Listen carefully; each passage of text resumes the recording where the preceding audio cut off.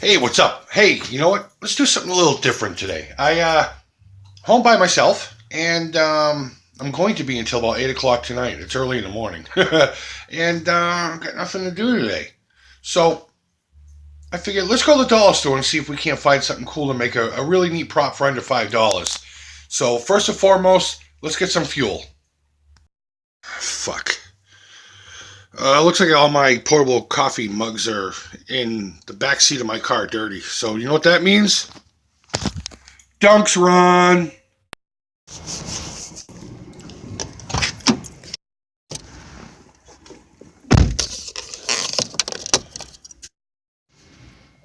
All right, now we're ready to go.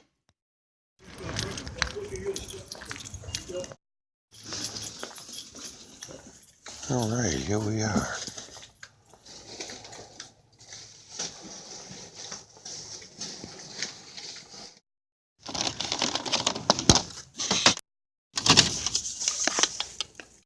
Got our loot here. $3.19 was the total sale price, but we're not going to be using everything that's in this bag. So I think we're looking at about a $2 bill, minus, of course, supplies. And let's get to it. Picked up at the dollar store, and we're not going to use all of it. I just picked these up because, well, it's three really cool looking guns for a buck. What are we going to need to build? Well, if you haven't figured it out by now, I said, fuck it, let's build a ray gun. Why? Because there's 2 bazillion videos already out there on how to do it. And I figured, what the hell, I'll do it too. But in all honesty, this is kind of like it's an experiment. Let's build something for under $5. And a lot of people, when they first get into building props and models and stuff, this is one of the things they take on. They build a ray gun or a space weapon. And really doesn't take much. It's simple. And they really turn out very well. And they look cool. I mean, who doesn't like space weapons? Buck Rogers and shit. So let me get these unpackaged and pulled apart, and we'll figure out what we need to start our plan of attack. Well, so as far as I see it, this is pretty much everything we're going to need, minus a few things. A couple of tools. I got a little handsaw. I got at the dollar store, by the way, a long time ago. Some memory boards, sandpaper of different varieties. I might use a Dremel tool, a rotary tool, so of course, safety glasses is always good. Different paints. A lot of ray guns tend to have kind of a steampunk look to them, so I decided to whip out the old gold, copper, and silver, though I'm not really into steampunk as a movement. I do like the look, and it's pretty cool. Black paint, of course, because I'm going to start off with that. And an idea. Well, here's where I think I'm going to go with it. We're going to start with this being the main body. I like the little look on here with some dry brushing and everything. That's going to look rad. I really did like this thing. I don't know if they're going to look well together, but we'll figure out as it goes. But how I'm seeing it is we need to cut this off. Exactly where, I don't know just yet. So let me just whip out the saw, start cutting, and we can always take away from it. I'm going to leave a little bit more on it than I probably should, but it's easier to take away than to add to.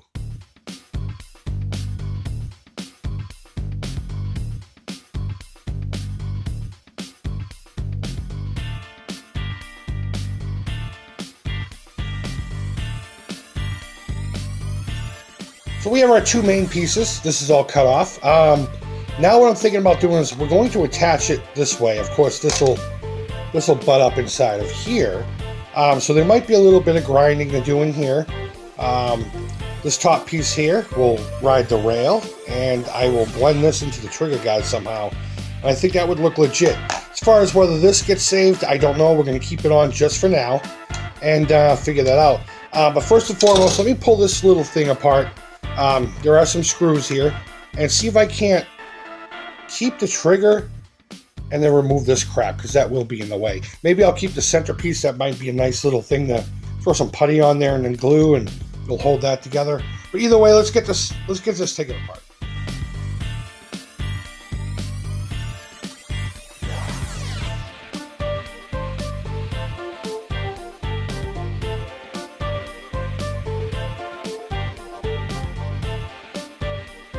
Alright, so I gotta grind this little piece out to pop this fucker out.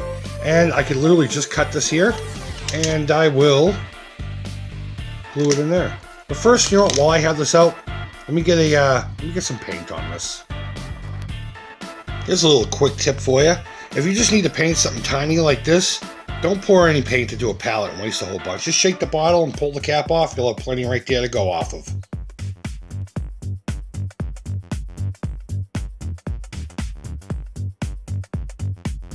After a whole bunch of off-camera stuff, I put it back together after, painting that.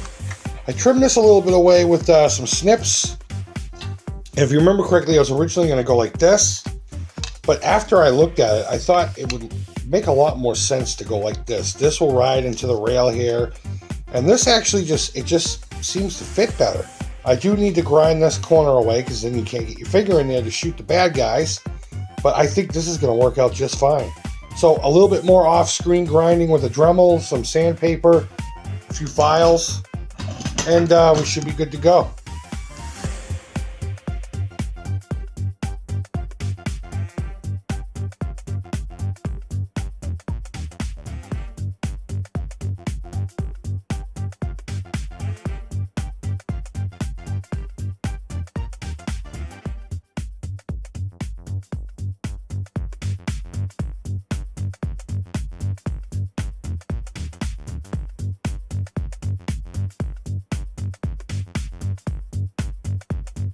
Guess who didn't hit record before he fucking glued it together? This guy did. So I did a lot more sanding, as you can see, and my preferred method to secure it was my trusty pink glue gun. Yeah, I got a pink one, so what? Say something. I just globbed a shitload in here, and I figured that'll hold it enough. And once that's dry, I'll glob a whole bunch in there. I'm not going to do too much as far as filling. Maybe I'll bring something out to fill that void. But for now, that's good enough. I mean, this is a cheap under $5 build. So the other thing that's important to note is I did sand everything before I decided to secure the two pieces together. Only because I know there's going to be areas I can't get to once it is together. And once we start painting, we're going to want everything to be sanded. So the paint will stick to this cheap-ass plastic. So let me get some more glue up in here and figure out what we're going to do for this transition.